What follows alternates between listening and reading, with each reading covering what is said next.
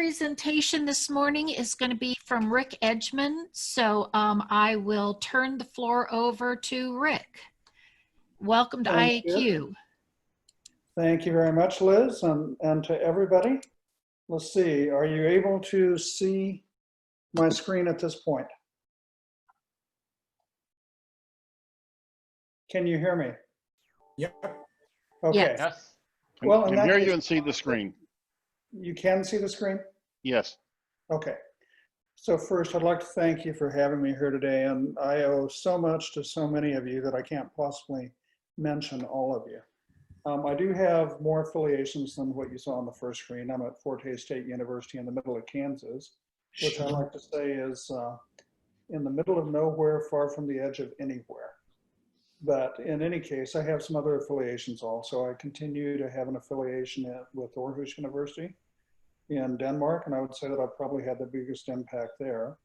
I've been associated with them continuously for 23 years now, since spending a year there in 1997, 98, and I've probably spent 6 years of my life in Aarhus.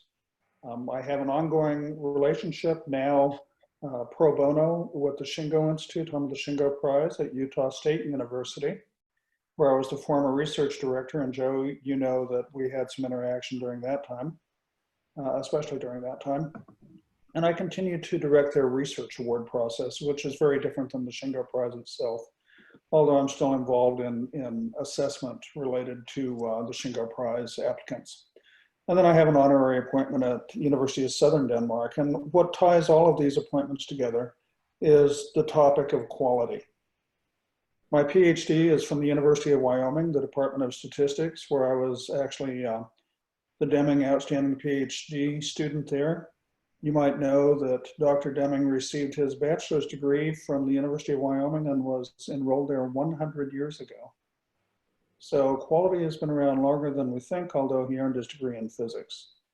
And then most recently, just in this past fall, I earned a certificate in systems thinking from Cornell University. So 6 highly intensive courses taught sequentially. And that's more or less the background that I value most.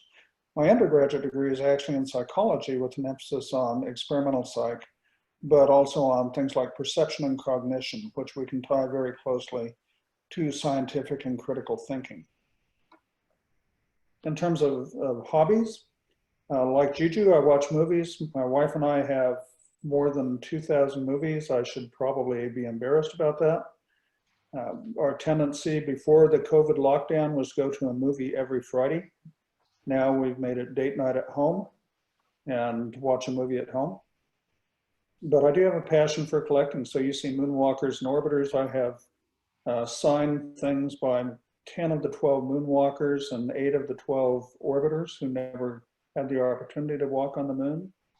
From Game Theory and Statistics, you should see a picture of John Nash up there, A Beautiful Mind. I have documents from him, from statistics from people like George Box, from Carl Pearson, Pearson's correlation coefficient and so on, from America's founders, signed things from George Washington, John Hancock, some of our early presidents. The actual scribe, Timothy Matlack, is the picture that you see down there, the scribe of the Declaration of Independence.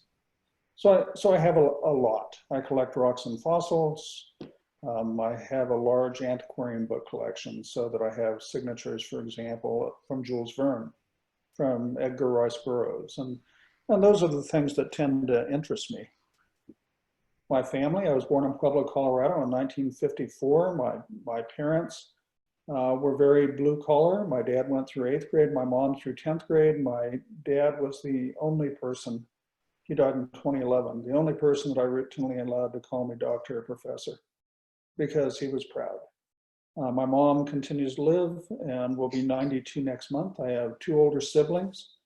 My brother, who was a career government worker, who worked on things like the old Persian missile program and designed drones in the 1970s.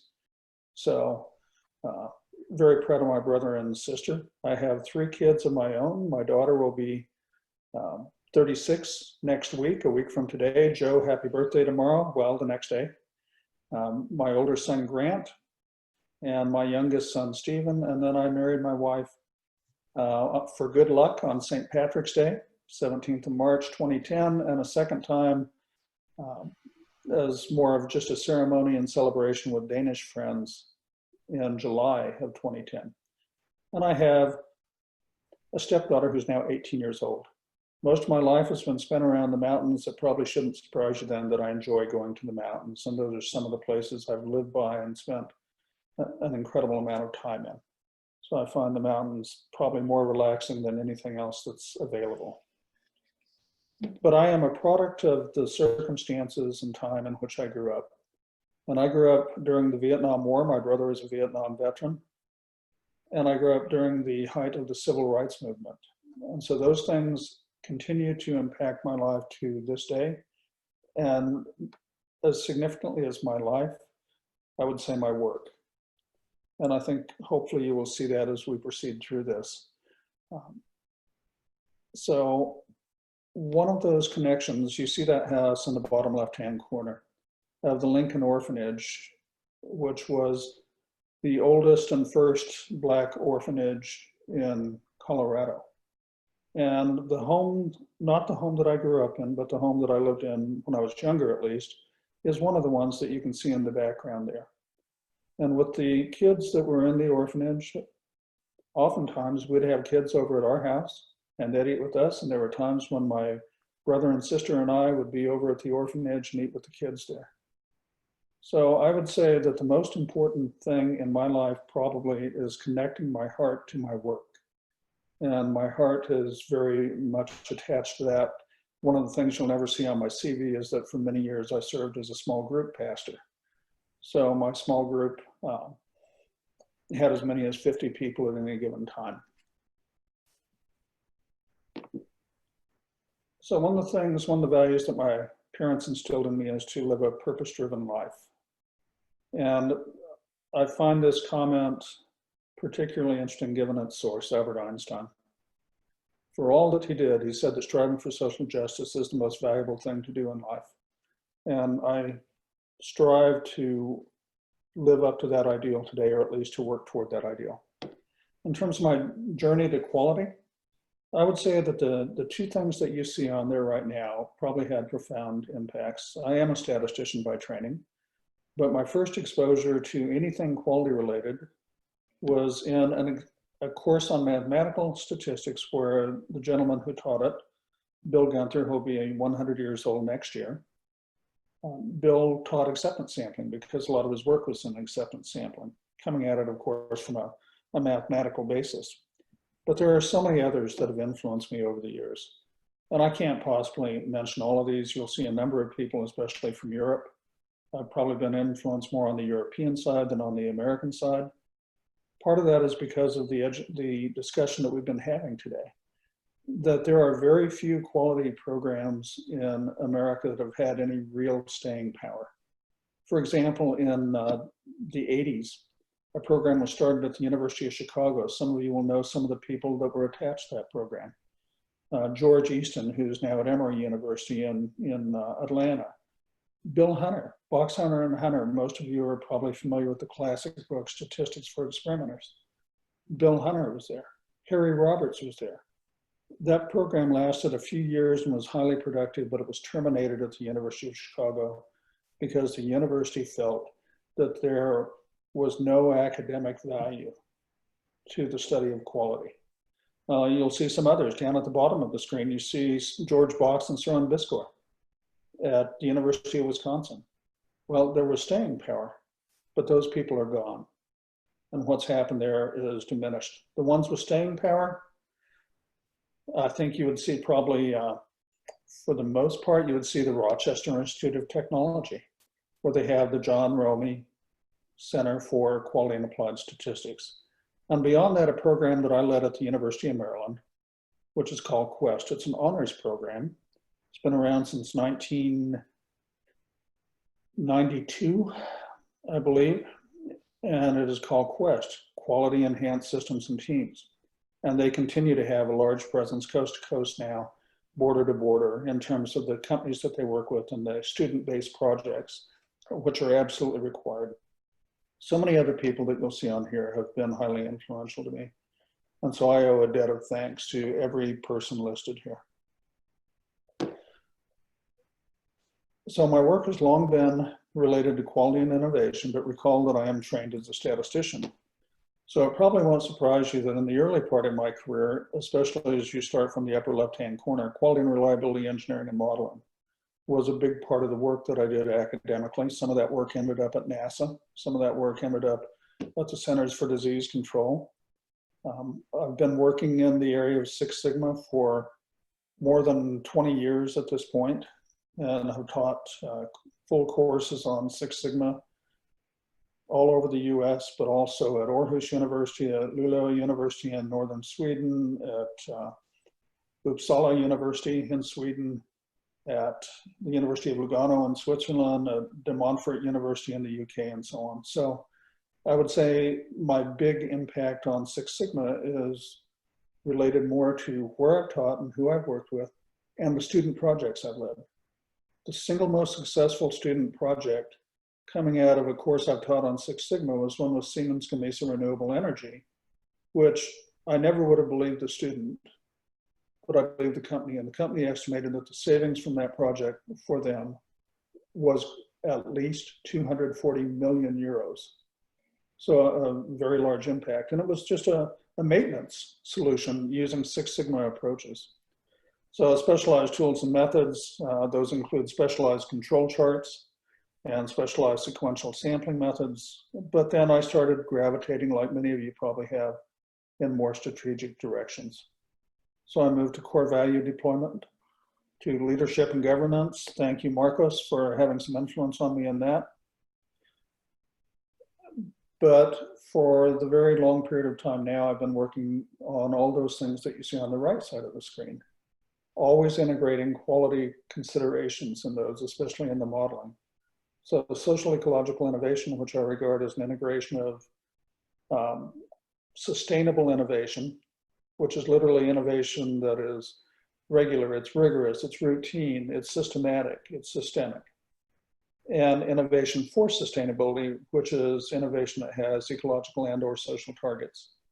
So I regard social ecological innovation in that regard.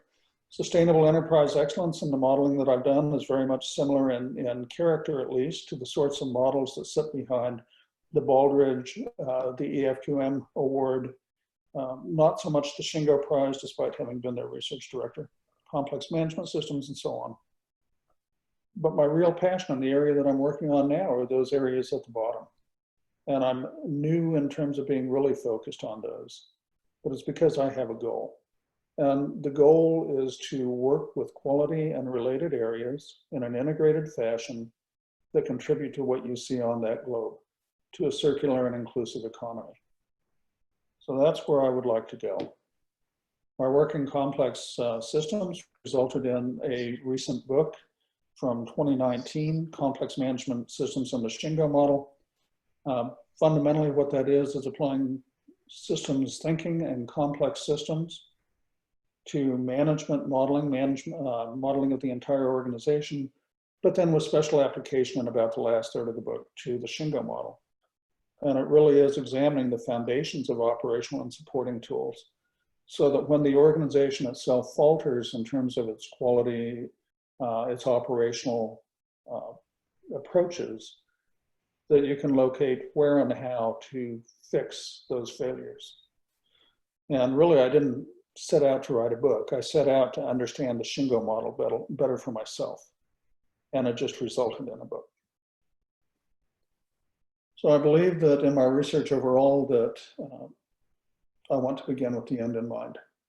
Some of you followed a management consultant. So some of you are probably familiar with a book called The 7 Habits of Highly Effective People by a gentleman named Stephen Covey. One of those 7 habits was begin with the end in mind. And so the end in mind for me is to take all that I know and that I've learned and to work with others in ways that work toward circular and inclusive economy. Now for me, that is carried out in this way, that every organization has its core values, its culture, those contribute to or inform its strategy. I believe that every organization at minimum should have triple top line strategy. That is, that it has social equity, that it has environmental considerations, that it has economic performance in mind. Those should be integrated into their strategy. There's probably a number of other things, but those are three that are non-negotiable, I think. Those are deployed. Those are usually deployed through things like policies, processes, partnerships, and so on. Deployed through your strategy as well, I guess. And those produce currencies.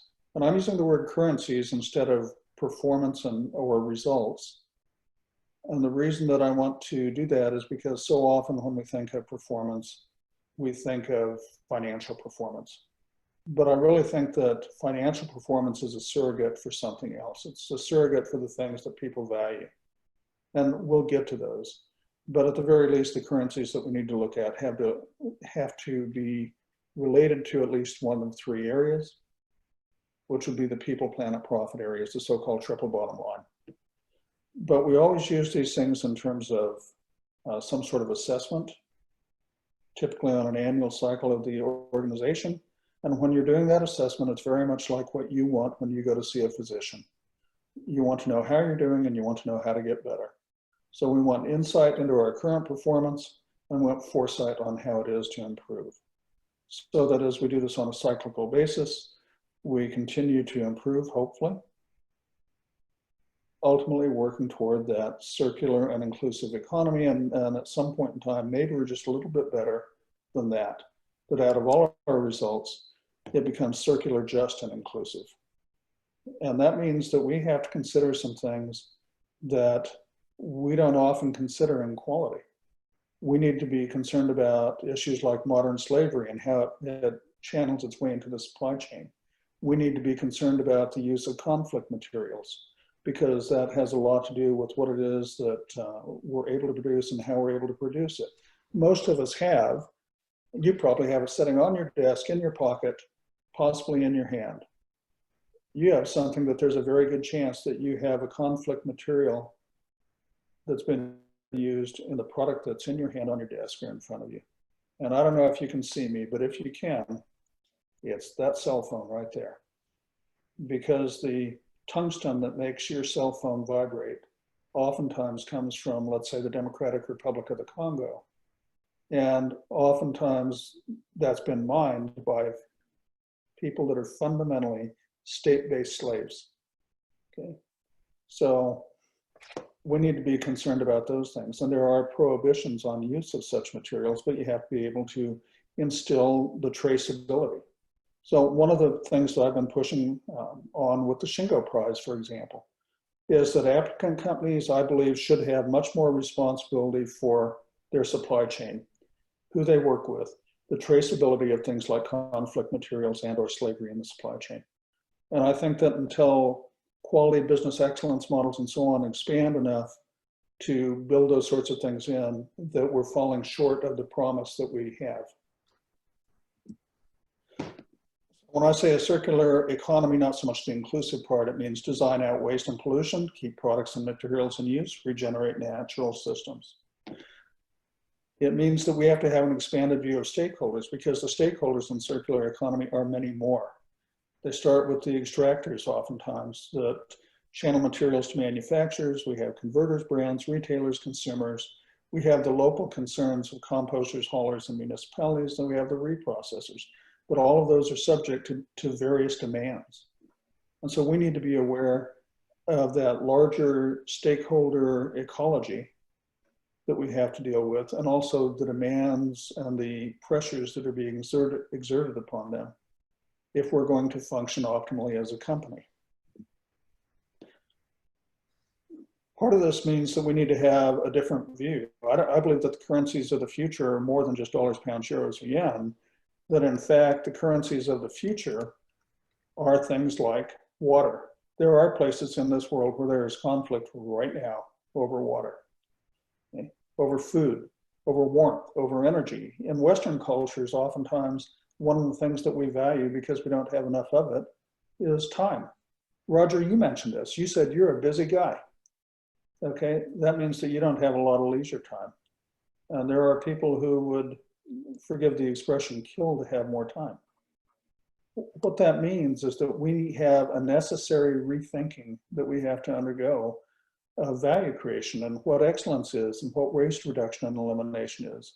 Because we're going to need to, I think, in the future, optimize more and more and more toward the ultimate considerations of food, water, warmth, energy, safety, security, and so on.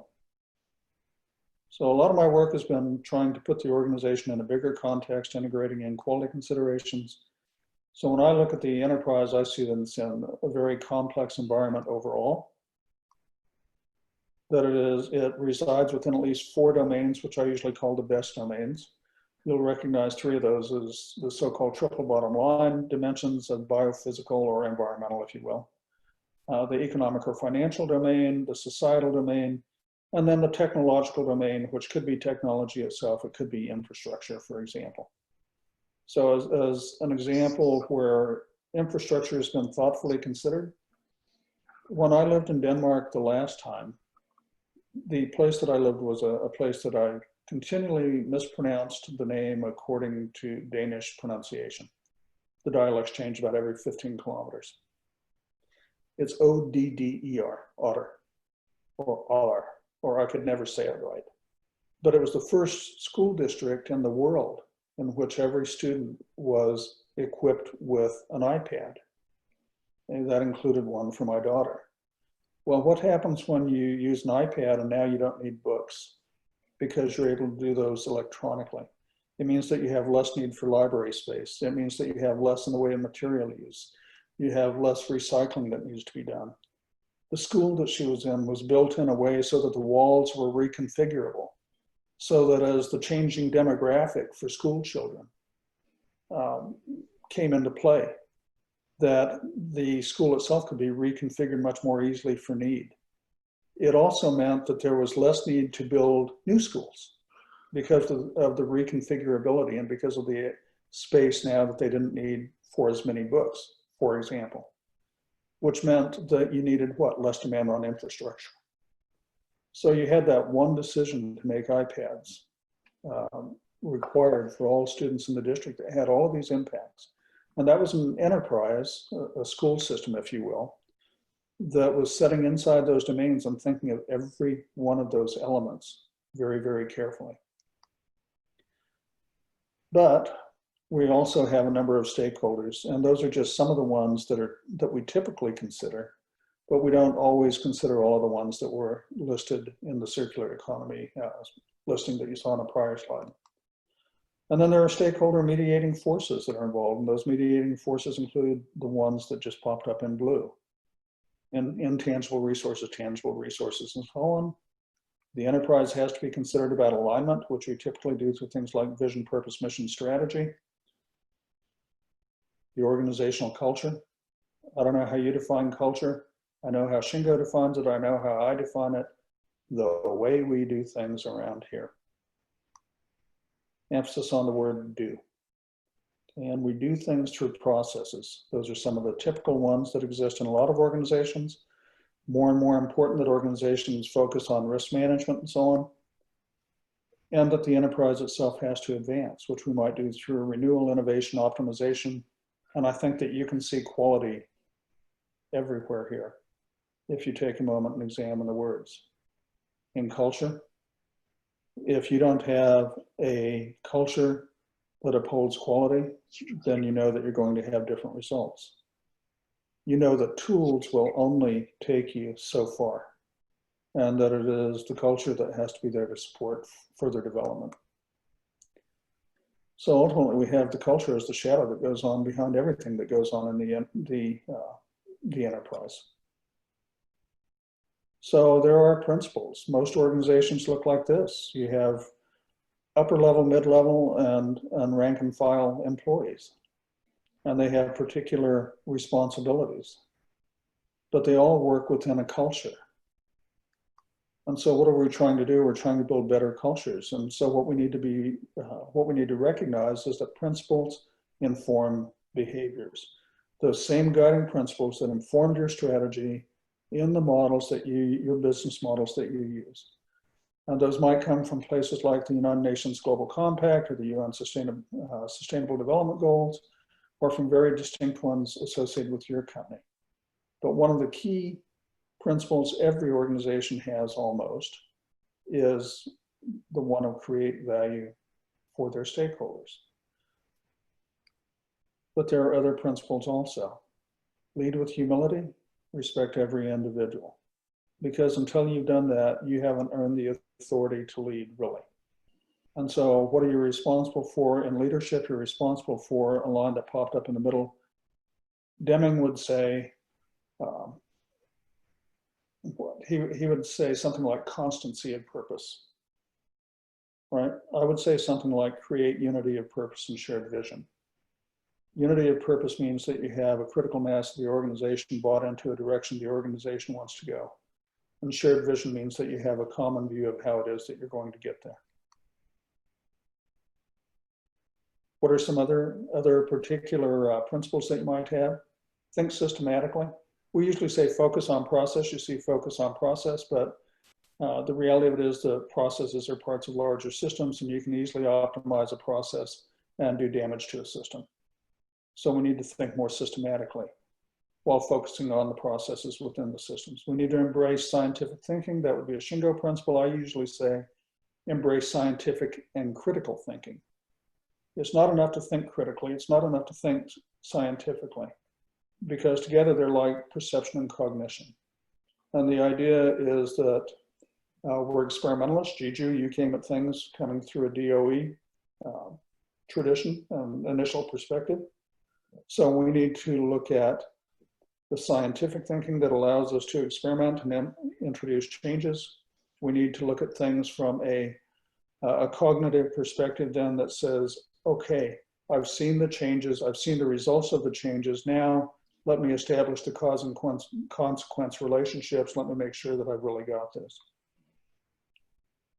Okay, so we see that principles inform behavior, systems drive behaviors. You saw some of those sorts of approaches. And ideal results require ideal behaviors. And some of those ideal behaviors, especially in a manufacturing setting, but in others as well, are assure quality at the source. Never knowingly pass on a defect. Flow and pull value. Only produce according to actual demand. That's the idea. You have to be very, very good to really do that.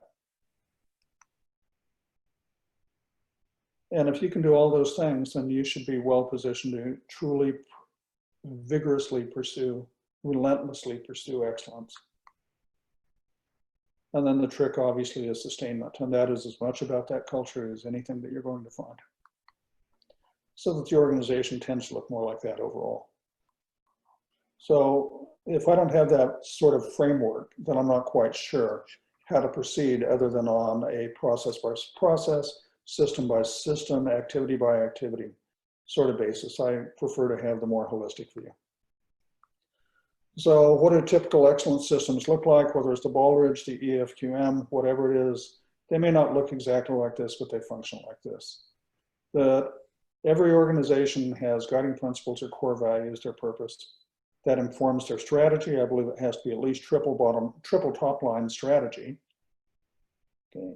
Because we're always looking for performance and results. Well, performance and results are always end of the pipe. And unless you're very intentional about how you produce that performance, those results, then getting those performance and result is just serendipitous.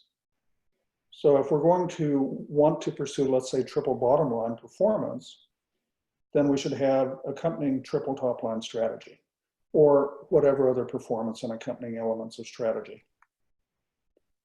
So we're trying to get from the left side to the right side, and we usually do that by virtue of how it is we deploy things and what things we use. So notice that the lines all attach in different places. It's because it's not a one-to-one transformation. It's a many-to-one transformation, and we all know that. The strength of the lines may vary, but it's a many-to-one transformation. And again, insight and foresight and improvement cycle, and round we go, trying to build and develop our organization. But that's what self-assessment is for. So in all of this, I think we're pursuing sustainable enterprise excellence, and there are different elements to that. I won't read all of them for you, but we want the organization at least to be sustainable, and it is to the extent that it's able to create and maintain different types of value for itself, its stakeholders, society, policymakers, and so on. Need to be resilient, robust, and finally excellent. And most of us have a fairly common view of what excellence is. It's exceptional performance in certain areas.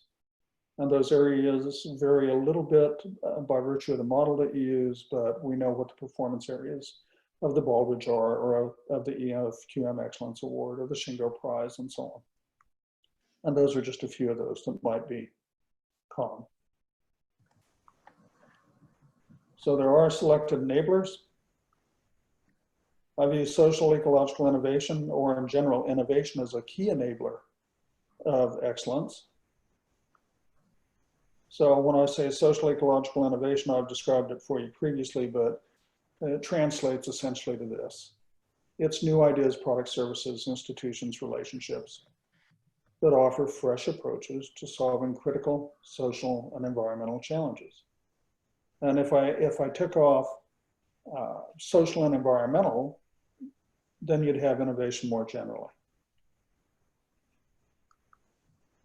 Which means that if we're talking about social ecological innovation, we want it to be ecologically sound, socially positive, and economically self-sustaining.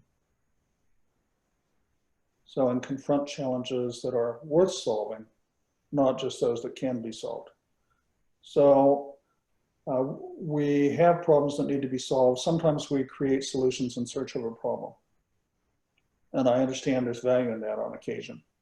But the emphasis here is on driving toward problems that are in dire need of a solution. And I would say Six Sigma is certainly a key enabler of excellence. And I'm only focusing on areas where I've done work. I probably define Six Sigma quite a bit differently than most people. And I define it differently than most people because I think I came at it initially as a statistician, but probably like many of you, I've gravitated in more and more strategic directions as my years have progressed, as my career has progressed. So I've come up with this particular definition along with a couple of Swedish colleagues. And I think that it's a reasonably good one, but it has a lot of parts to it in a relatively few words. So Six Sigma innovation and design, I probably could have substituted a lot of other words there and a lot of other techniques, but they're aided by what? Highly structured strategies. DMAIC, DMA, DV are hybrids of the two. So highly structured strategies for acquiring, assessing, and activating. Let's see, acquiring. I speak English. I speak a little Danish. I speak a trivial amount of German, a few words in Swedish, a little teeny tiny bit of Spanish. It's questionable how well I even speak English.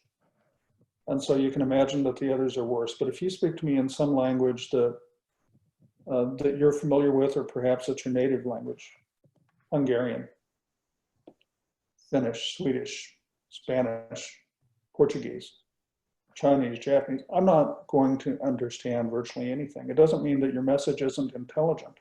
It means that I'm not equipped to understand the value in your content. So it's one thing to acquire the voice of our stakeholders. It's another thing, once acquired, to be able to assess that which is valuable, that which is most meaningful in that message. And it's another thing altogether to be able to activate that.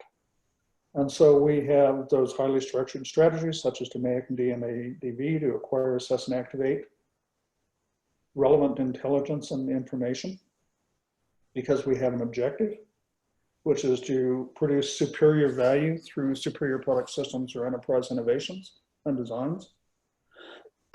Excuse me. Always with some sort of an end in mind. And the end in mind is to generate sustainable competitive advantages in areas that are relevant to the company and its stakeholders. So that's how I view Six Sigma. And the tools and the techniques are merely vehicles for getting me to this sort of place. I would also say that I've done a lot with what I call qualitative Six Sigma, because there's so much. One of you had introduced creative and innovative approaches. I usually say that we have a progression, and that progression is something like generate ideas, relate ideas, including cause and consequence ideas. So generate, organize, relate, including cause and effect relationships, prioritize, deploy.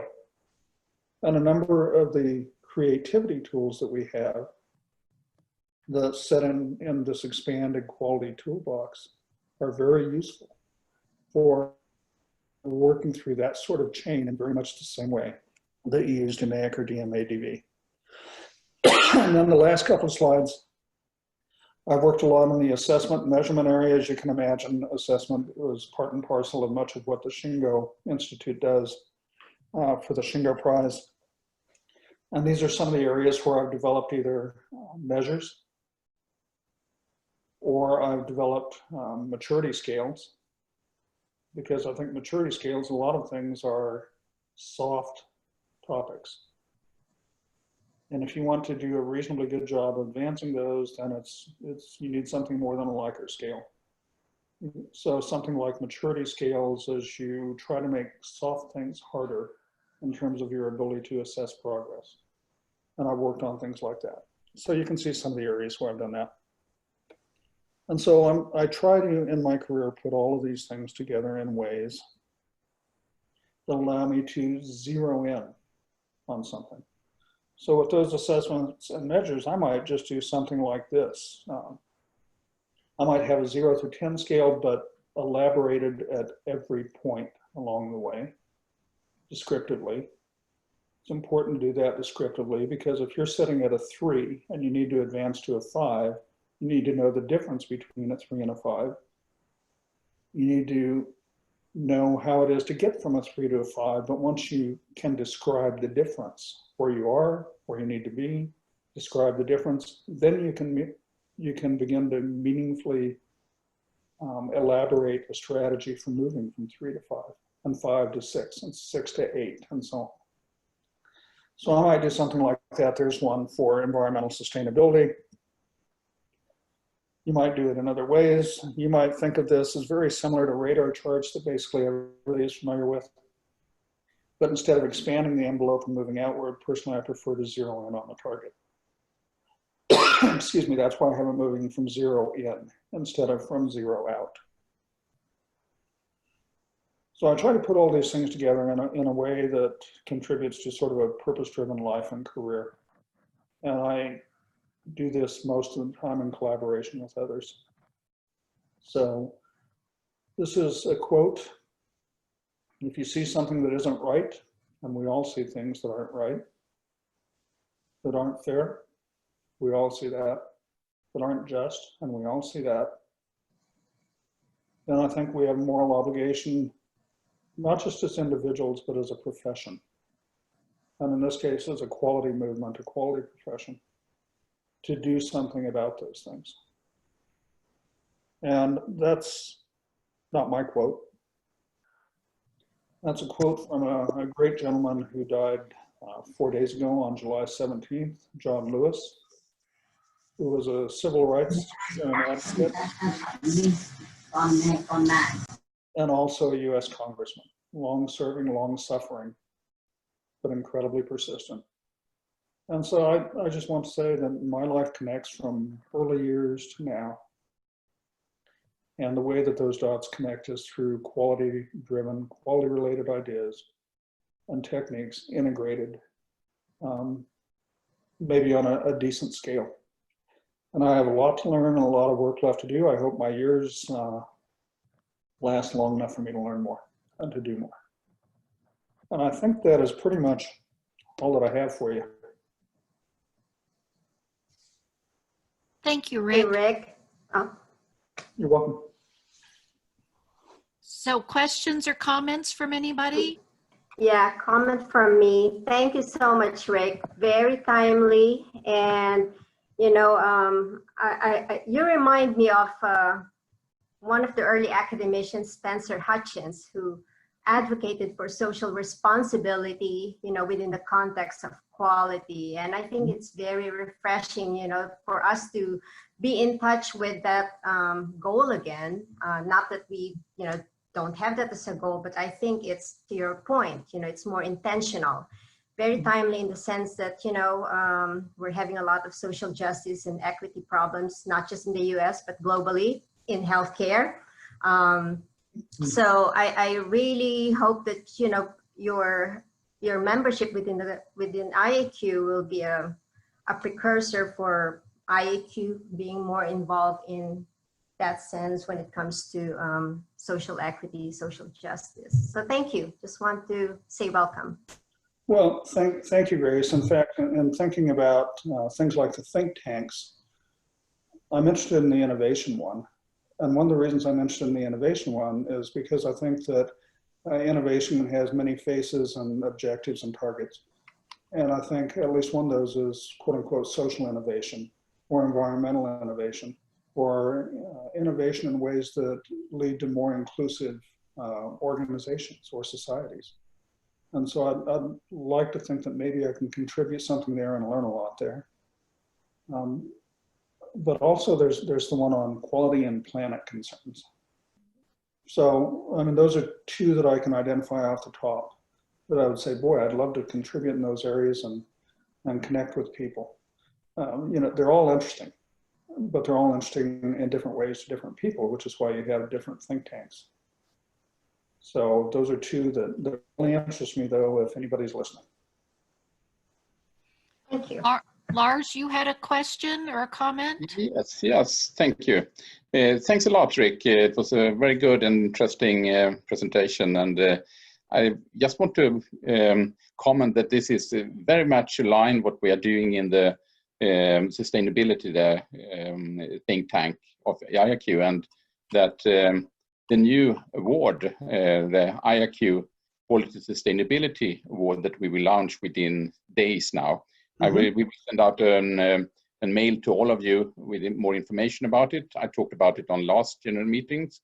Now our new homepage is up running. It's very, very similar to what you're doing, and I think we can have huge help from your side in this work. And hopefully, in the long range, this will also create a lot of good examples that we could use to really promote the link between quality management, sustainability, because I think one of the biggest problems we have today is to convince people about this. We all, I think, understand the need for doing it this way, but how could we reach out to people outside the quality community?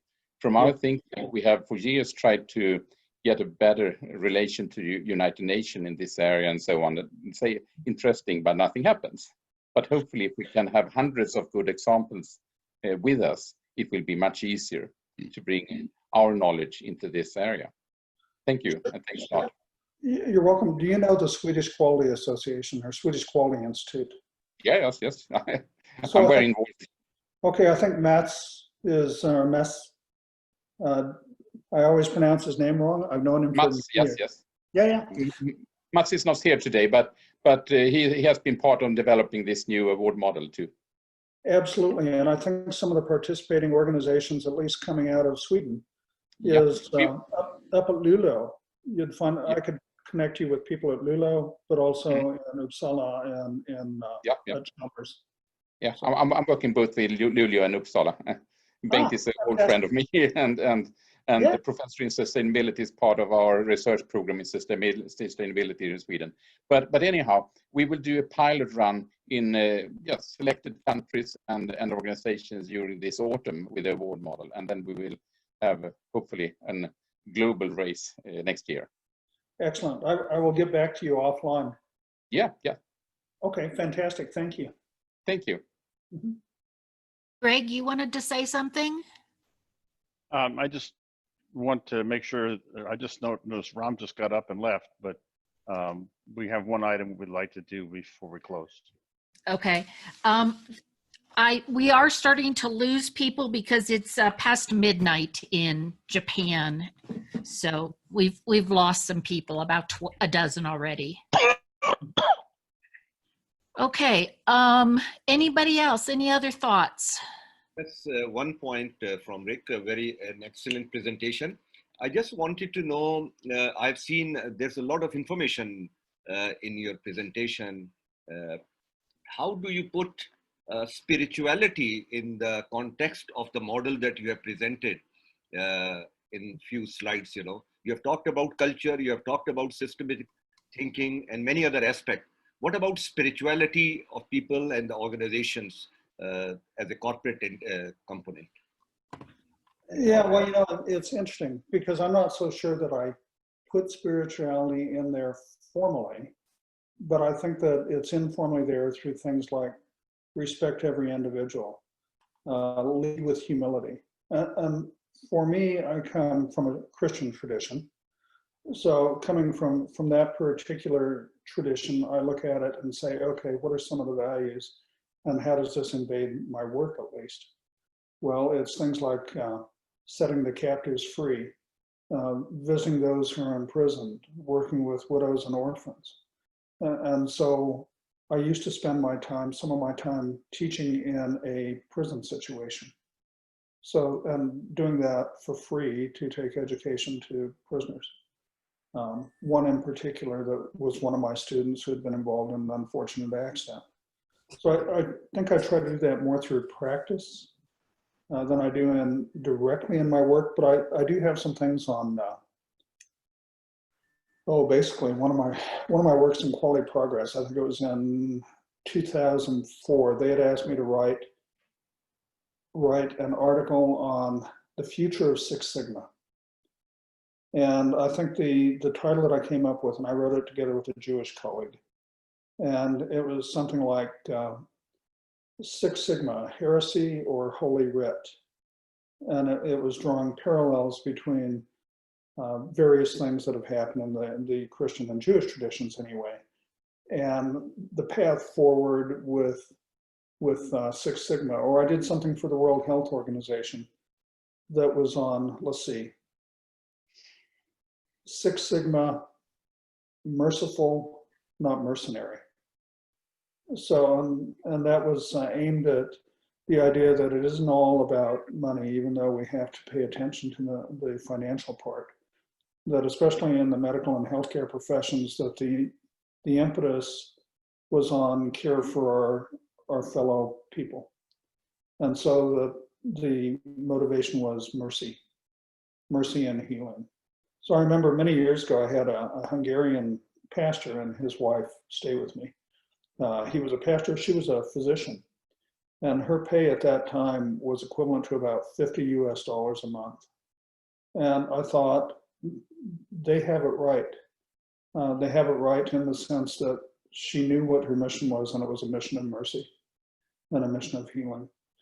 And I think that that's very much consistent with what quality should be, is a mission of healing and mercy, and yes, performance in other areas that are really important to people. Thank you. Mm-hmm.